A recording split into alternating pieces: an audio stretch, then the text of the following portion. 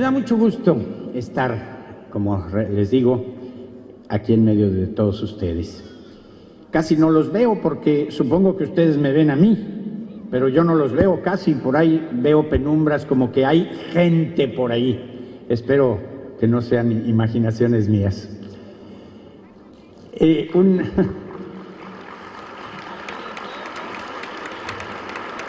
Un aspecto que me parece muy importante es tratar de poner alguna idea en relación al tema que me señalaron, el tema de la fe, teniendo en cuenta que pues no puedo decir todo, porque si digo todo, ¿qué les dejo a los que vienen después, los que van a hablar después?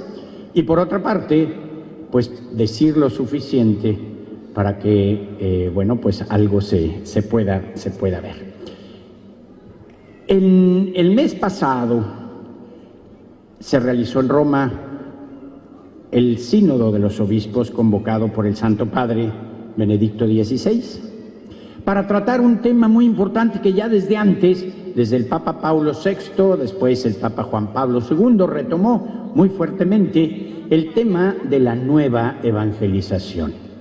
Todos tenemos el contexto de que la nueva evangelización es el anuncio del Evangelio en una forma nueva, en una forma diferente, en una forma actual. Y que esta evangelización va a suscitar auténticamente la fe. Estamos viviendo momentos difíciles, pero yo creo que los difíciles de la Iglesia han sido toda la historia de la Iglesia. 20 siglos de historia de la Iglesia y seguimos viviendo momentos difíciles. ¿Cuándo se van a acabar? Pues el día que se acabe el mundo, yo creo, ¿verdad? Pero entonces es muy interesante porque es un reto que allá en el sínodo, bendito sea Dios, ha sido una de las gracias importantes en mi vida.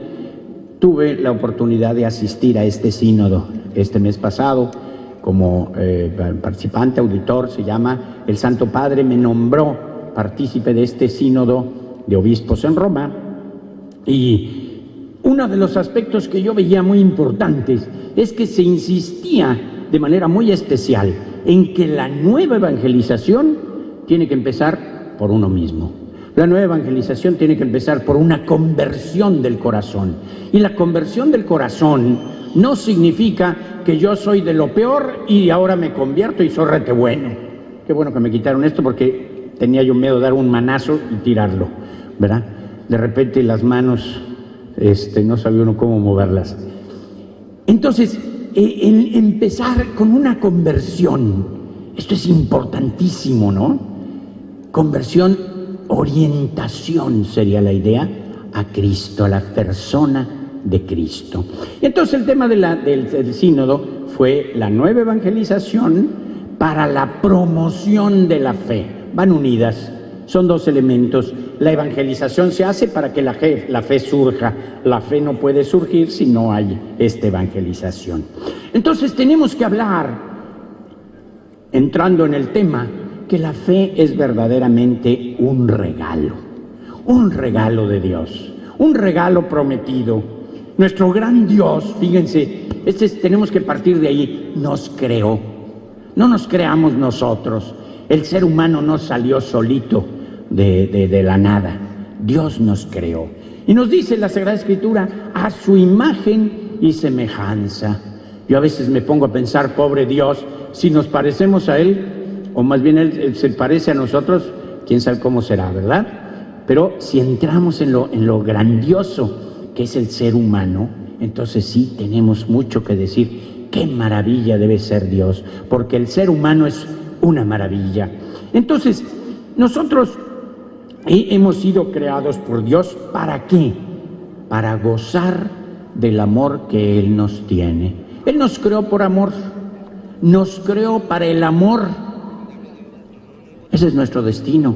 Y por eso, precisamente por eso, el ser humano, si no tiene amor, es una desgracia, ¿verdad? El amor es importantísimo y Dios nos creó para eso. Por eso, cuando nosotros vivimos en el amor, pues estamos en ese contacto directo con Dios. Esto es una cosa muy bella. Y no estoy hablando solamente de que nosotros tengamos que hablar de ese amor supremo, espiritual, elevadísimo. Nuestro amor de todos los días, nuestro amor a los que amamos, a los que están cerca de nosotros, etc. Ese es. ¿Qué significa esto? Que Dios nos hizo capaces de Él. Esto es extraordinario. Nos hizo capaces. ¿Por qué? Porque somos su imagen. Ahora, nosotros tenemos que trabajar para hacer una imagen un poquito menos deformada y parecernos más a Dios por el amor. ¿Qué es una imagen? Si nosotros nos ponemos a pensar, una imagen es por ejemplo, nos ponemos ante el espejo, ¿verdad? Yo me pongo ahí ante el espejo y ¿qué veo? Además de un burro sin orejas, puedo decir, caramba, un divino rostro de cuerpo entero. ¿No? Pero no, o sea, yo me veo en la imagen y en el espejo y veo allí una imagen que es imagen mía, ¿sí? Imagen mía. Entonces, ¿cómo es la imagen? A menos que esté muy deformado el espejo. Ya ven que hay espejos que los hacen uno gordísimo, otros flaco y con la cara así, quién sabe cómo.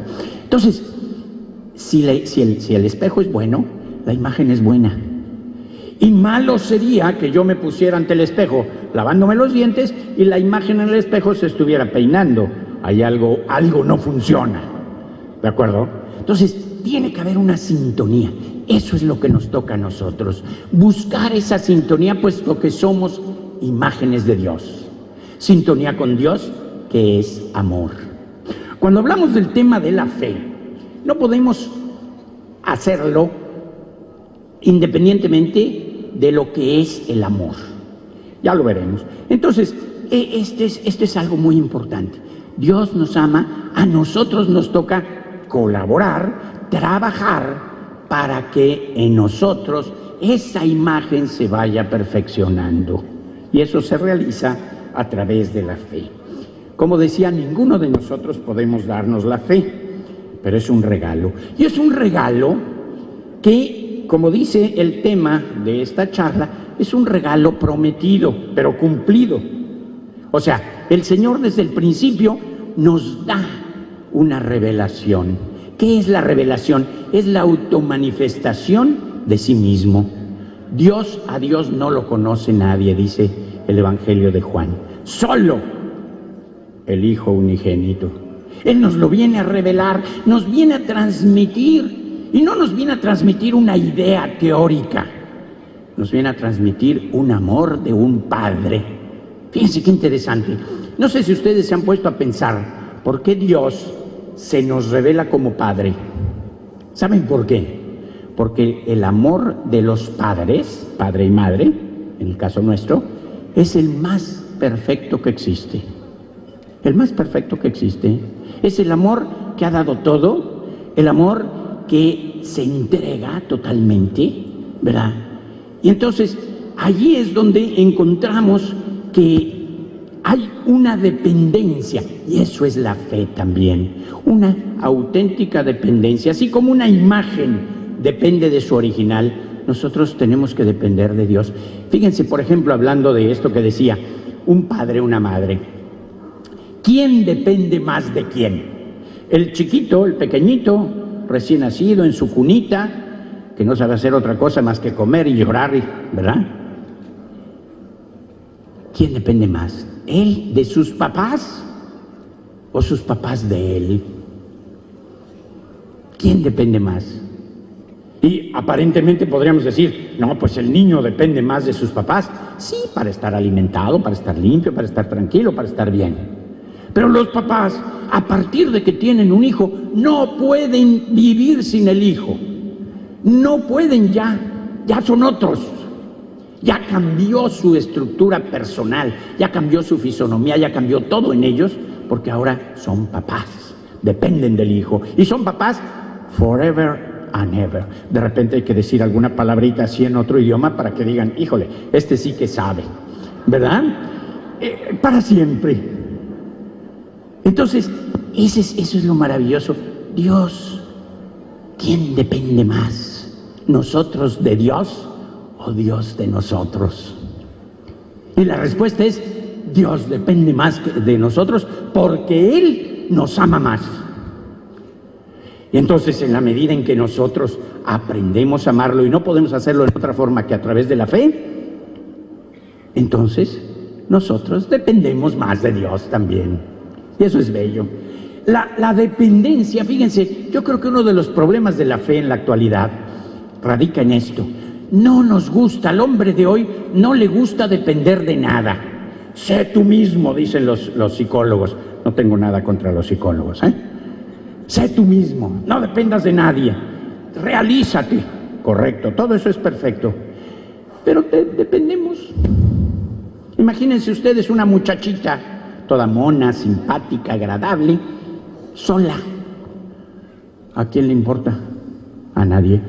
¿Y quién le importa? Nadie. Ah, pero que no se encuentre a su galán por ahí, ¿verdad? Que le cerró el ojo y le dijo, ¿qué hubo? Ah, entonces ya empieza otra cosa, ¿no? Empieza, si se establece una relación, empieza a depender de él, del otro, empieza a ver qué gustos tiene, qué intereses, etcétera, para adecuarse. ¿Por qué? Hay amor, ¿no?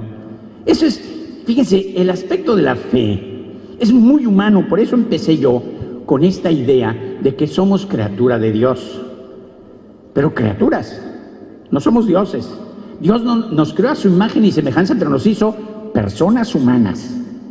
Por tanto, con todas nuestras limitaciones, con todos nuestros defectos, los perfectos somos poquísimos, decía el orgulloso, ¿verdad? Y entonces, nobody's perfect. Entonces, claro, es cierto, con todas nuestras limitaciones, pero somos criaturas a imagen de Dios. Y nuestra fe, por tanto, es profundamente humana. Entonces, podemos nosotros pensar en qué consiste la fe. No es fácil decirlo, ¿verdad? Nos pasa un poquito lo que decía San Agustín precisamente del amor. Si no me preguntas, decía San Agustín, ¿qué es el amor? Sí lo sé. Ah, pero si me lo preguntas ya no lo sé.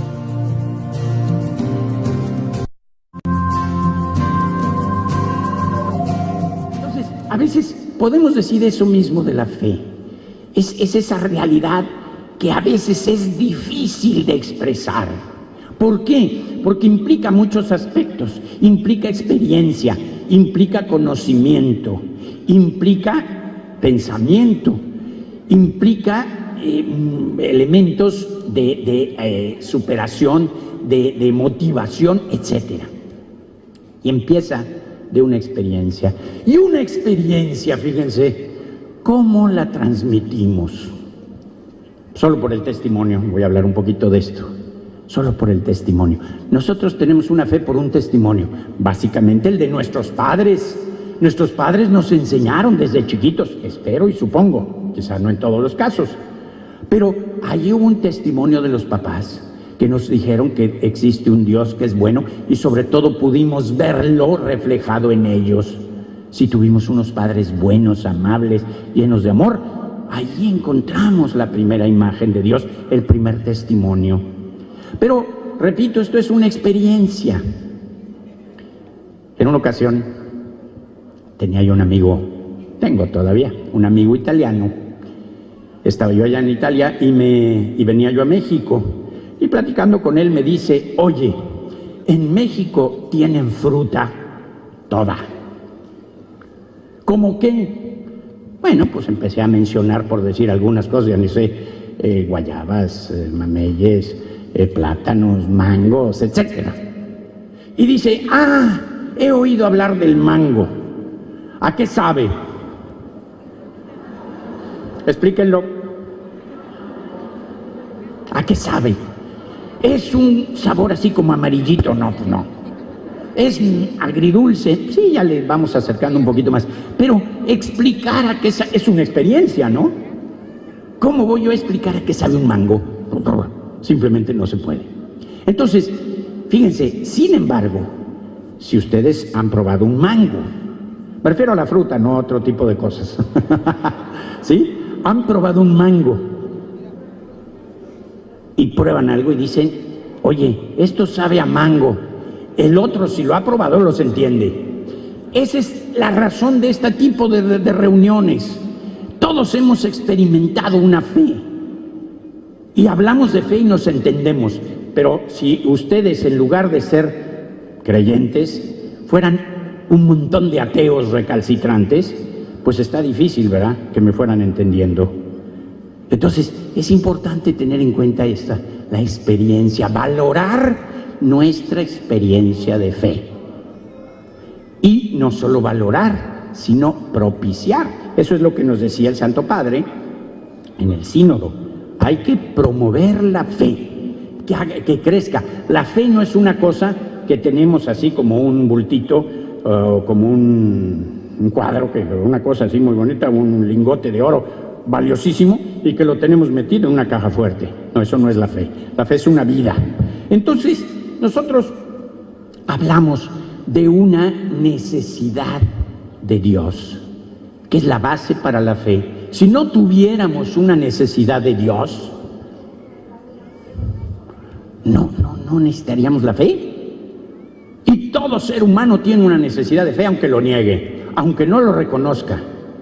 Todos necesitamos de Dios. Entonces, cuando llega la fe y cuando Dios entra en nuestra vida y viene, como decimos, utilizamos palabras que nos ayuden a expresar nuestra experiencia, viene a iluminar, viene a motivar, viene a llenarnos un vacío existencial, etcétera, etcétera. Entonces, ahí es donde nosotros podemos reconocer que vivimos una fe. Vivimos, es vida, ¿sí? Es vida, no es una teoría, no es una cosa, no es algo que no es un gafete. Yo soy católico y ¿qué? No, está bueno que seas católico, pero demuéstralo. Entonces, podemos hablar de que Dios se revela y el hombre responde. Así lo dice San Pablo. La fe nos viene del oído, ¿sí?, de oír, de escuchar la predicación de la palabra de Dios, de la revelación. Dios se nos manifiesta, al automanifestarse se autodona a nosotros. Nuestra respuesta es, yo me manifiesto como hijo de Dios, me autodono, me entrego a Él. Hay una relación de amor, eso es la fe. No se pueden separar la fe y el amor, por supuesto. Entonces, el acto de fe tiene muchos elementos que están vitalmente unidos entre sí. El conocimiento de Dios, conocimiento de los actos salvíficos que Dios ha hecho, la confianza. Si no hay confianza no hay nada, ¿eh? La confianza en la palabra de Dios, que nunca nos abandona. A veces, fíjense, se siente uno muy defraudado, ¿verdad?, cuando algún amigo, cuando algún colaborador, etcétera, nos traiciona, se nos voltea, no es leal. Perdemos la confianza. Qué fácil es perder la confianza y qué difícil es recuperarla. ¿No es cierto? Entonces, Dios nunca nos ha fallado. Nunca ha fallado a su palabra. Nunca. Entonces tenemos esa garantía. Dios nos da todas las garantías, pero hay que saberlas ver, ¿verdad? Hay que saber ver. Había antes una enciclopedia que así se llamaba, ¿no? Saber ver. Recuerdo un amigo mío que era diabético y había sufrido, se había quedado ciego. Entonces en una Navidad sus hermanos le preguntaban, oye, ¿qué quieres de regalo para Navidad? Dice, quiero la enciclopedia Saber Ver, ¿verdad? Pero hay que saber ver en el verdadero sentido de la palabra. La fe es una visión especial que implica, repito, confianza, obediencia, sumisión, dependencia. No una dependencia absurda, no una dependencia servil, no una dependencia esclavizante, no, sino esa dependencia de amor, esa obediencia. Y San Pablo habla de estos términos, la obediencia de la fe. Eso es maravilloso. Entonces, hay otro elemento que también forma parte de nuestra estructura de fe, y este elemento es la esperanza. Y hablé del amor, son tres las virtudes teologales, ¿no? La fe, la esperanza y el amor, o la caridad le llaman también. La fe implica la esperanza. ¿Por qué nos dice la Sagrada Escritura que la fe está puesta también en aquello que esperamos? Ya no creemos en lo que hemos visto, en lo que sabemos, etcétera, sino en lo que esperamos. Y esa es la realidad de la fe. A Dios lo hemos visto, pero todavía nos falta muchísimo. Es inmenso. Todo lo demás, todos los demás somos mensos. El único inmenso es Dios. Menso quiere decir medido, limitado, etcétera, ¿no? Por eso cuando me dicen a mí no seas menso, digo, no, pues sí soy. En ese sentido, por lo menos. Bien, entonces, nuestra fe en este sentido implica una respuesta vital, una respuesta que es motivación. Yo me motivo para decirle sí a Dios. ¿Cómo es nuestro sí? Aquí no se trata solo de tener ideas, sino de revisarnos nosotros. Mi sí, ¿es de veras sí? O pues, ahí la llevamos, ahí se va, ¿sí? Muy a la Mexican style, ¿sí? Al estilo mexicano. Ahí se va, nada de acá, ahí se va. O semos o no semos, decía el indito. Y si no semos, ¿por qué parecemos que semos? Y si semos, ¿para qué nos hacemos? Entonces, ser, to be or not to be, ser o no ser. Eso es más o menos la misma traducción en versiones diferentes y en idiomas diferentes. O semos o no semos. Nuestro sí es yo soy, yo me realizo, yo me entrego, yo soy coherente, que ese es otro de los elementos importantísimos de la fe, la coherencia. ¿Cuánta coherencia necesitamos vivir? Que lo que pensamos lo actuemos, que lo que actuamos responda a las necesidades y a la realidad nuestra. Entonces, es importante también. Ahora, la fe no es solamente un aspecto que yo vivo o que cada uno vivimos metidos cada quien en un closet o en un ropero. La fe la compartimos, la fe la transmitimos, la fe la vivimos con otros. Tiene una dimensión social que nosotros le llamamos una dimensión eclesial. ¿Qué es la iglesia? La iglesia es una comunidad de creyentes, de gente que tiene fe, de gente que cree en Dios y que cree igual, porque no se trata de que uno dice, no, pues yo creo en Dios, pero soy budista. Muy bien, muy respetable. Y el otro dice, no, pues yo soy hinduista. Mucho gusto, ¿verdad? El otro dice, no, pues yo soy católico. Bueno, pues también, qué bueno. Y cada quien, pero eso no es la iglesia. Es un conjunto de gentes que creen y todo muy bien, pero la iglesia es, yo creo lo mismo que tú. Por eso juntos decimos un credo.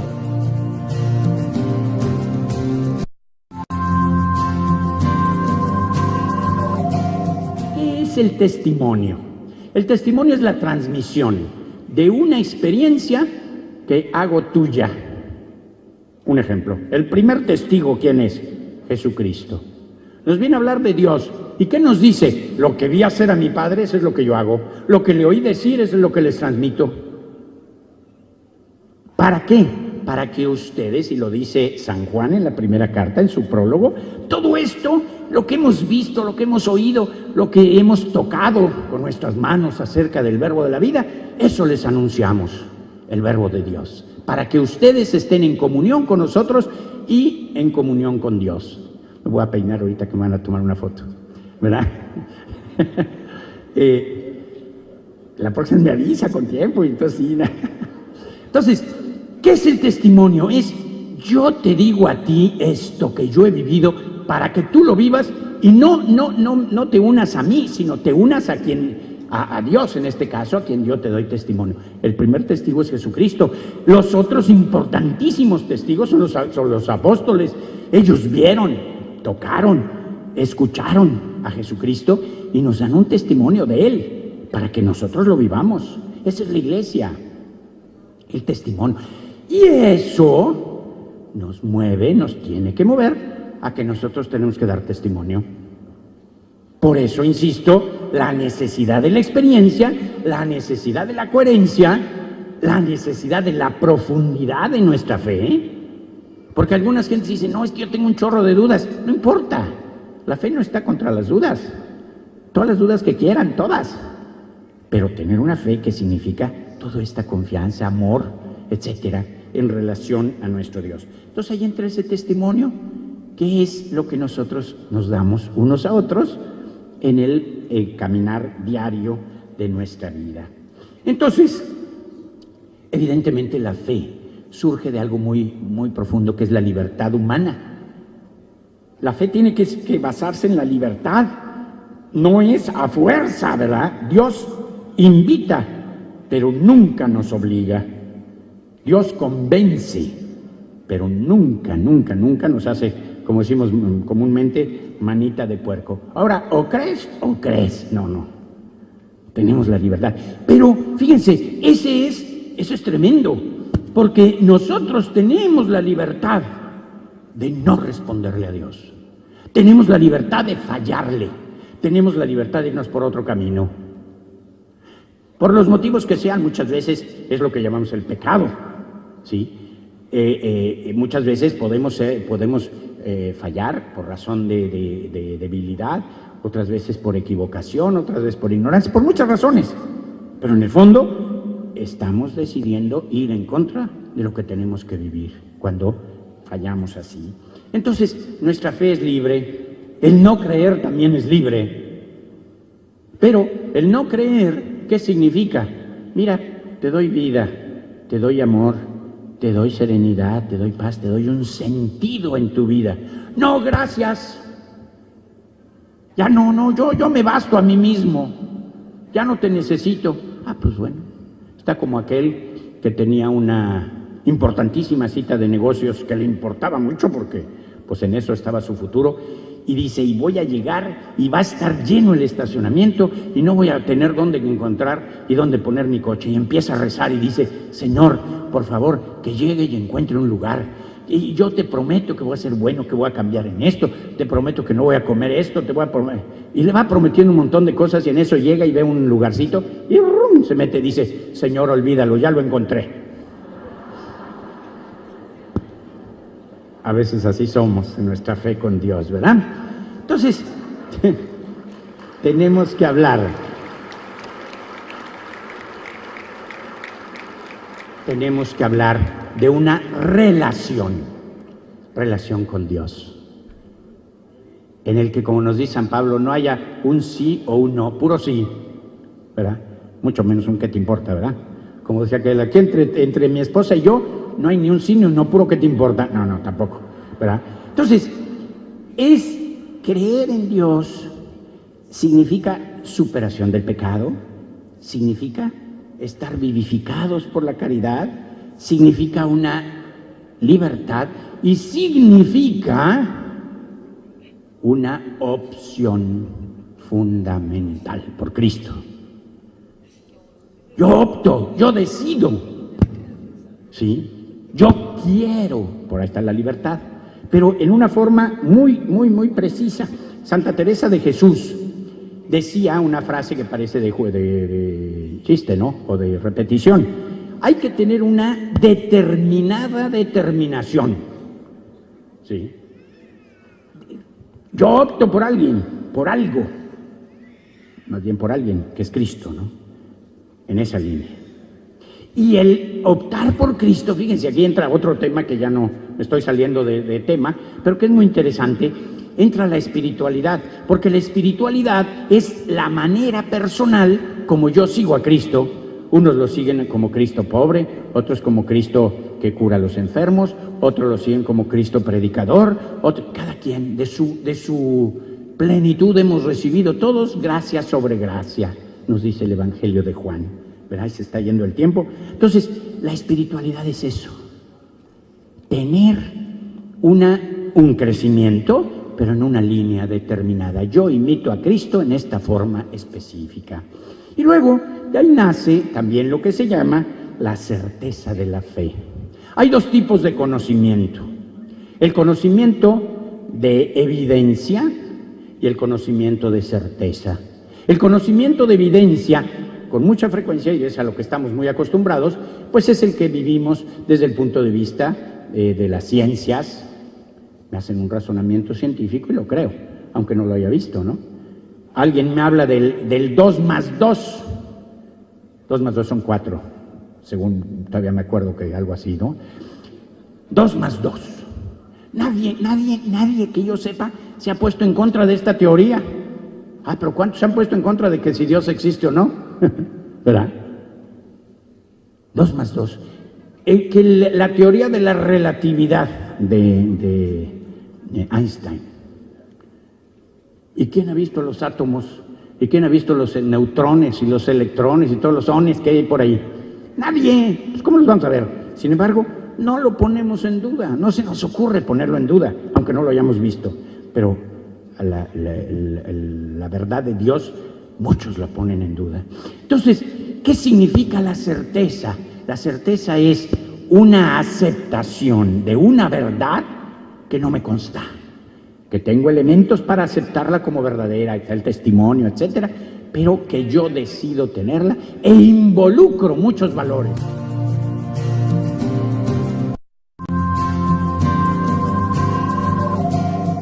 No solamente se trata de involucrar alguna cosita, sino muchos valores. Yo no conozco a ningún mártir del 2 más 2. ¡Ay, el Señor es maravilloso! Dio su vida por defender que 2 más 2 son 4. Mucho gusto, pero qué bruto, ¿no? Ahí está el bueno de Galileo Galilei, pero así le decían en su casa, ¿no? Galileo. Oye, que la Tierra se mueve. Si no te retractas, te matamos. Ah, no. ¿Dónde firmo? No se mueve. Y firma y dice, epure si mueve. Ya me traen agua para ver si me baño. Gracias. Se me acaba el tiempo. Entonces, esto es muy interesante. Tenemos una certeza de la fe para vivirla. Los mejores conocimientos y las mejores realidades se dan en la certeza. ¿Por qué? Porque la certeza no es solo conocimiento, es convencimiento, convicción. Quiero, antes de que se me acabe el tiempo, el tiempo de hablar, espero que no del otro, el mencionar el más maravilloso y bello ejemplo de fe que podemos tener, que es María, nuestra Madre. La Santísima Virgen, que vive una fe intensa. Imaginen ustedes esa escena extraordinaria de la Anunciación. Tú eres la llena de gracia. ¿La qué? Dice María. No dijo eso, pero haber dicho, bueno, ¿y yo de qué o de dónde? ¿De dónde a mí, verdad? Dice Isabel, eres la que Dios ama. Y Dios te lo dice. Como leía yo en un cuentito, dice, tú eres la que Dios ama profundamente y por eso vas a tener un hijo. Y dice ella, si se entera mi madre me mata. Es el amor que Dios se desborda en ella y ella le corresponde totalmente, absoluta y totalmente. Se trata de un anuncio pregunta, ¿quieres? Y de una respuesta afirmación, de una respuesta, de una escucha y una respuesta de parte de María. Fíjense, hay dos momentos especialmente que nos hablan, hay muchos, pero me quiero fijar solo en dos. Estoy resumiendo mucho. Tengo aquí el apunte, que son bastantes hojitas, ya supongo que en alguna forma podrán tenerlo, lo dejaré por aquí. Pero hay dos momentos, según el Evangelio de Juan, donde María aparece precisamente con su fe. Esa María que ha dicho sí a Dios y que la encontramos en esa primera escena del Evangelio, después de que el Señor invita a sus discípulos a que lo sigan, en las bodas de Caná. Y le dice la frase más triste de la Escritura, no tienen vino. Ya no hay vino. Como diciendo, fíjense, esto es muy interesante. El evangelista pone en labios de María una afirmación muy importante. Ya no hay vino. El vino simbolizaba la alianza del Antiguo Testamento. Ya se acabó. Como que cierra las puertas y luego se dice, hagan lo que él diga. En el Antiguo Testamento un buen israelita tenía que seguir, obedecer las leyes de Dios. Los 10 mandamientos. Ahora dice, hagan lo que él diga. ¿Y qué dice Cristo? Ámense. Todo es coherente, perfectamente coherente, ¿no? Hagan lo que él diga. ¿Sí? Entonces, encontramos a una mujer especial que adelanta, se dice, la hora de Cristo, pero siempre en relación al momento crucial, al momento importante de Cristo, que va a ser la salvación en la cruz y después la resurrección. Luego la tenemos precisamente María al pie de la cruz, donde Jesús nos deja un regalo maravilloso, su madre. Nosotros nos vemos representados en la persona de Juan, ¿sí? Juan Evangelista, porque hay dos Juanes importantes en el Evangelio, el Evangelista y el Bautista. Ninguno era católico, fíjense nomás. No, Juan el Evangelista, al pie de la cruz, y María junto a él. Ahí está tu hijo, ahí está tu madre. ¿Y qué es lo que hace Juan al recibirla? Dice, la recibió en su casa, la recibió como suya. ¿Qué quiere decir? Nuestra fe, estoy abreviando muchísimo, nuestra fe, la nuestra, como hijos, también nosotros, igual que fue Juan, al pie de la cruz, en el momento difícil. Muchas veces como que queremos ver nuestra fe en lo bonito, ¿sí? Pero cuando hay dificultades, cuando hay problemas, cuando hay enfermedades, cuando hay un montón de cosas, allí también está la fe, estamos al pie de la cruz, ¿sí? Y entonces, al pie de la cruz, María acepta y entrega a su hijo, pero recibe al otro hijo. Entonces, para un discípulo es aquel que cree. Nosotros creyentes creemos en Dios, pero es parte de nuestro haber, es parte de nuestra identidad, es parte de nuestro ser cristiano, la Virgen. Recibir a María, quererla, tenerla en casa, que sea parte de lo nuestro. De otra manera, nuestra fe es muy rara, no es fe completa, al menos dentro del contexto de lo que significa la salvación que Dios quiere darnos. Entonces, aceptar a María, hacerla nuestra, vivirla, amarla con todo el corazón, en tal forma que realmente podamos nosotros encontrar a Cristo. ¿Qué es lo que hace María? Nos trae a Cristo, nos da a Cristo. Ella es la que primero recibe al Hijo de Dios en su corazón, en su seno purísimo, para dárnoslo. ¿Qué es lo que hace aquí en México, en Guadalupe? Nos trae a su Hijo Jesucristo. Yo soy la madre de aquel por quien se vive, del Ipalnemohuani. Yo soy la madre de Dios. Quiero venir a transmitir amor. ¿Cuál es el amor? Su Hijo. Ella nos trae a Jesús. Entonces, que nuestra fe en Jesús tenga esa riqueza, que además es una bella riqueza adicional en la persona de María. Y bueno, pues creo que el tiempo se ha acabado. Solamente quisiera decir, Juan fue el primero en recibir en su casa a María. Juan Diego hizo lo mismo, la recibió, la cuidó, la protegió en aquella pequeña ermita en el Tepeyac, sí, la cuidó toda su vida hasta que murió. Y así llegó a Dios, ahora es santo. Juan nos enseña que Jesús nos dice algo y María nos lo dice. Bueno, Jesús le dice al discípulo, he allí a tu madre. Y la madre, María, nos dice, hagan lo que Él diga. Que esa sea nuestra motivación, que esa sea nuestra alegría, que esa sea nuestra fe. Hacer con mucho amor lo que Dios quiere de cada uno de nosotros. Gracias.